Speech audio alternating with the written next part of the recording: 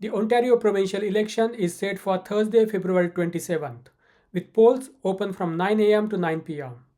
In this last election, only 43% of eligible voters cast a ballot. We reached out to candidates from Barrie's two ridings to speak with us.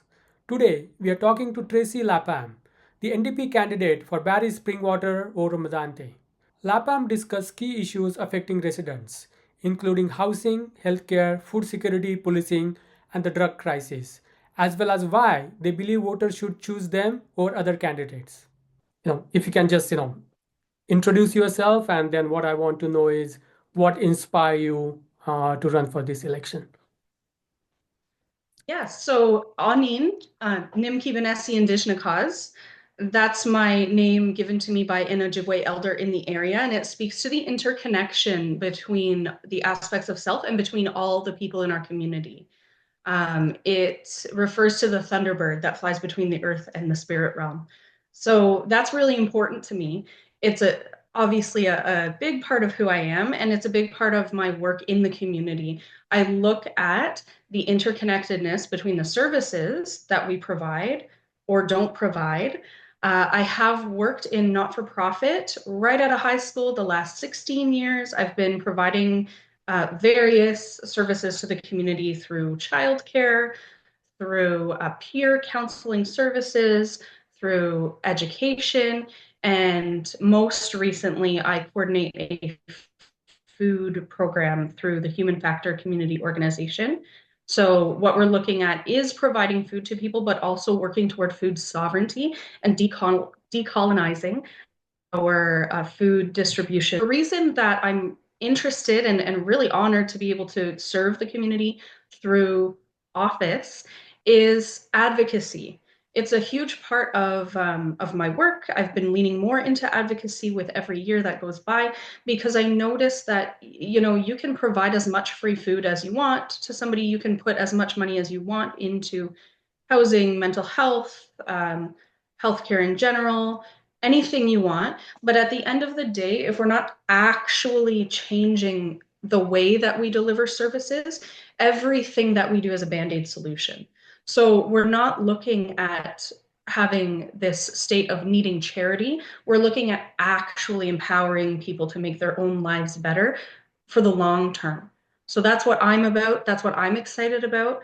I notice that a lot of people in our community feel the same way. And I think that, if I get elected and have that seat at Queen's Park, then I have a voice and I'm amplifying the voices of the people who actually live, work, and play in Barrie. So that's why I'm here.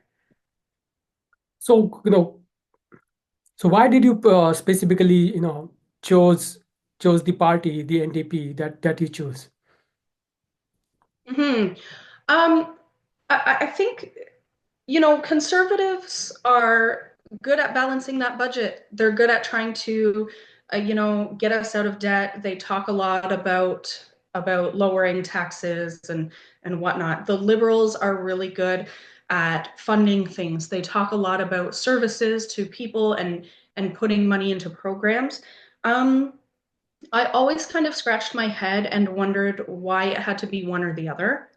I don't think that you have to pick, being fiscally responsible or having the things that we need. We pay taxes. It's supposed to go to things like roads, schools, healthcare, right? So in that vein, I find the NDP is really a happy medium.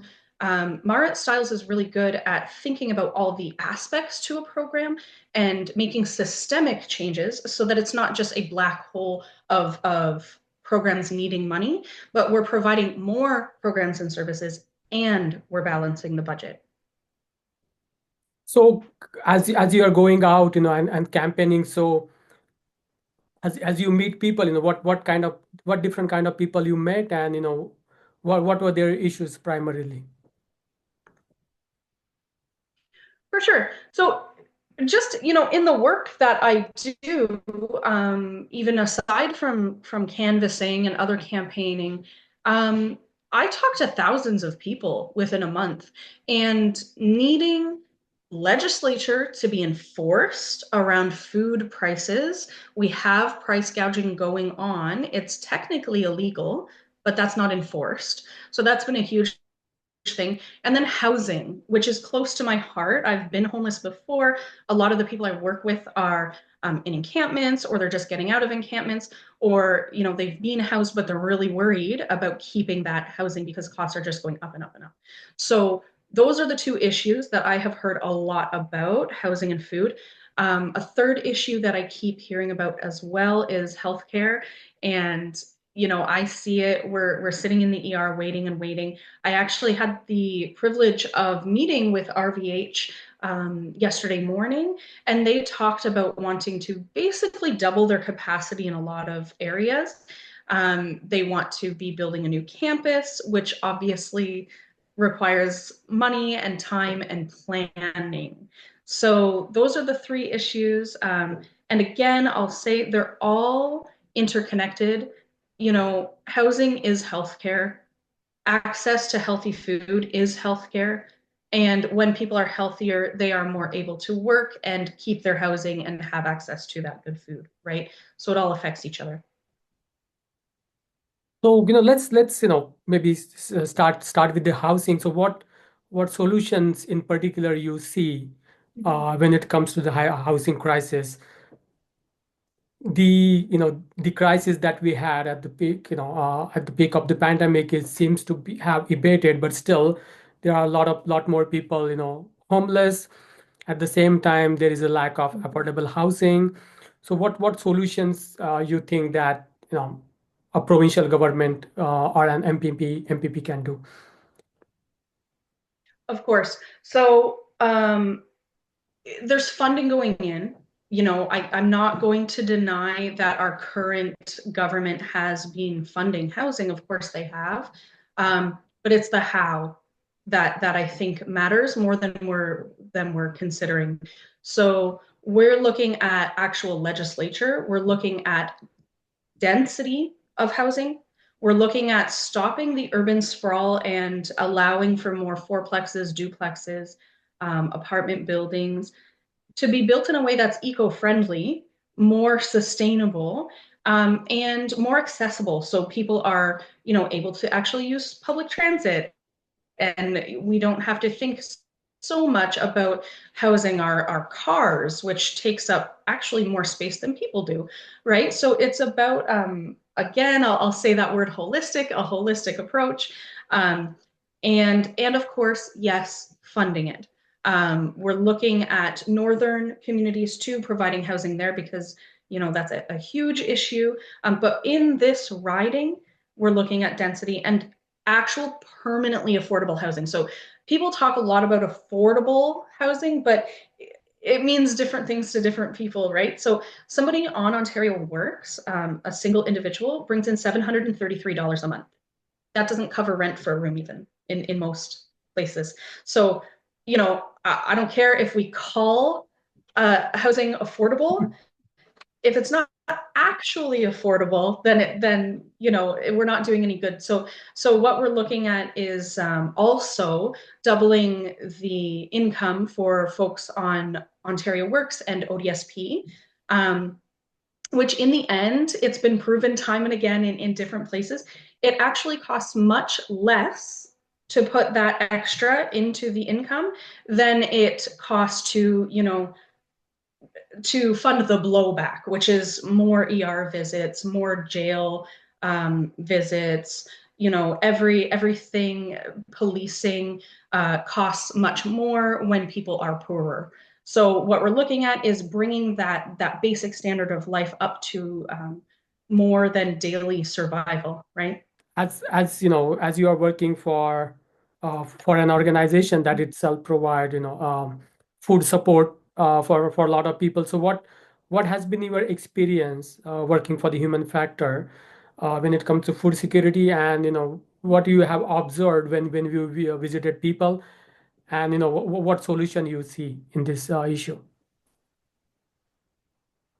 For sure. So food sovereignty, I like to use that word sovereignty because when we talk about food security, we talk a lot about giving people food, right?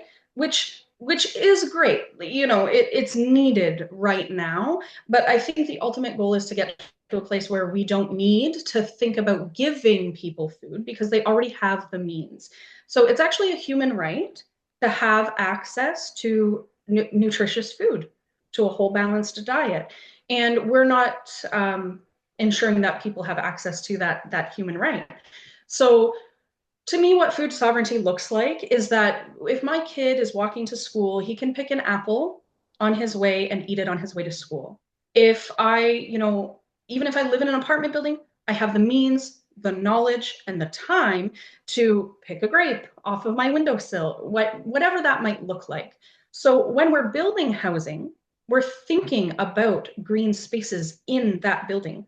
When we are educating people, we're thinking about what they actually have access to. When we are thinking about minimum wage, we need to make sure that people aren't having to get up, go to work, go home, go to bed, get up, go to work. People have to actually have time to be able to, and the presence of mind to be able to water their garden. Even bylaws around, how we keep our lawns. You can't have your lawn more than 6 inches high. Well, that doesn't really work if I'm trying to build an actual healthy ecosystem. So we're looking at colonial ways of being and dismantling those systems, decolonizing the food chain. My experience from interviewing a lot of community leaders, especially who work on the ground as a first responders, they say drug addiction in a lot of cases come from the mental health issues and Yeah. housing. It's not that people who are with drug addiction end up with homeless, is the other way around. People who are homeless, in order to cope that environment, the harsh winter, they end up becoming addicted to drugs. So mental health issues and homelessness is tied to the drug epidemic. So how do you see the solution when it comes to that? A few years back, Barrie City Council tried to make it illegal to give support to people who is on the food. There's a lot of been discussion about moving people out of the downtown. So how do you see this whole issue of drug epidemic? I'm going to try to answer that question in a way that honors the time we have available, because at the end of the day, you know, I could talk a lot about mental health and the drug crisis. Um, I think the simplest answer is that we need to honor people where they are at. The government has a responsibility, a legal responsibility to meet people where they are at. Healthcare is a human right, again, right? So we are talking about people's human rights. It's internationally agreed upon that healthcare is one of those. That includes mental health care. Healthcare, um, you know, access to food is mental health care. Getting people out of poverty is mental health care, right? And healthcare in general. So, what do I think about the drug epidemic? I mean, it's growing, right? And we've watched it. I know a lot of our citizens are concerned about encampments in public parks. That's a portion of the drug epidemic concern, right? People don't feel safe. I think a large part of it is lack of education. And even if people want to get educated, they don't have time. They're too busy working and trying to make ends meet so that they don't themselves become homeless. So, if I'm in survival mode, I don't have time to learn about my neighbors. So how can we, bring everybody to a place where they can afford to learn about each other and learn about these issues? We don't have to be so scared of everybody who uses drugs, right? If we're operating from a fear-based mindset, it does make the problem worse. And again, that's been proven time and again. So can we come from a place of collaboration? Can we have more public spaces that are free to existence, such as the public library? Um, can we stop trying to kick people out of public spaces?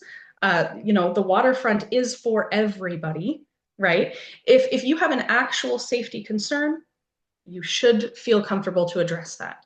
If you are feeling uncomfortable because you don't understand something, that's not the same thing as having a safety concern. So, I think a lot of it comes down to conversations. I think a lot of it does come down to legislating how we treat people, right? Um, and part of diversity is income, part of diversity is mental health, part of diversity is people who use drugs. So if we are pretending that, Canada and Barrie are places filled with diversity, we need to start practicing that and honoring that. I think that it's fully within our grasp to be treating people. I know RBH has a HEART program, so it's homelessness. I won't butcher the the acronym, but it's for unhoused folks to use, and they are looking to grow their capacity in that program too. But it can be more proactive than treating people who are in dire straits. It can look like more arts, funding the arts. It can look like youth programming, education in schools, beyond drugs are bad, but more, understanding how to meet people where they're at. I know I went on a bit of a tangent there, but I will say, the issue is bigger than a short conversation. But at the end of the day, funding, education, talking, listening to people, involving drug users in conversations and inviting them to the table is probably the only way that we're going to make lasting change quickly. Yeah, so just a last question summarizing. Uh, you touched a little bit about policing, but if you want to add that in your last response, so why do you think people should vote for you over other candidate in terms of your platform and your lived experiences? So I will separate that into two questions. I would never say, that I would never say anything bad about all police. I don't like making blanket statements, so I'm going to avoid that. I will say that overfunding any one program while underfunding all the rest is a recipe for disaster. And we need to look at diverting some of what we expect from police. I don't think it's fair, effective, or safe to be expecting police officers who carry guns and tasers to be doing outreach work. To put outreach work into policing, we need to have more training, right? But at the end of the day, we need to, well, back to healthcare, we need to be funding programs for street outreach. And that needs to be a far bigger item on the list of things that we talk about and what we fund. I don't think we should be defunding the police in a way that a lot of people think of it, which is, sack them all, stop paying them. But I think that the real conversation around defund the police is let's explore together what the job description is, why we need police, what their purpose is, and what their goals are, and support that, right? And then any other needs that aren't being met or shouldn't be met by police, we need to be addressing those elsewhere, right? So that's all I have to say on police. Your other question was, why should you vote for me, right? Yes. Okay. So I think a lot of people are tired. A lot of people in this community are, worried about the future of Barrie, Springwater, and Oro. And a lot of people are hopeful about where we can take our community. So in this riding, I think if you have that healthy dose of fear, but also that hope for the future, you should definitely vote orange because we're here to create a beautiful world for our children. We're here to create a community that we all want to be in, right? When it comes to me as an individual, I have heard again thousands of voices, and I really look forward to hearing more and amplifying the voices of the people to get us to where we need to be. Okay. Thank you so much, Tracy, for your time today. Thank you, Deepak.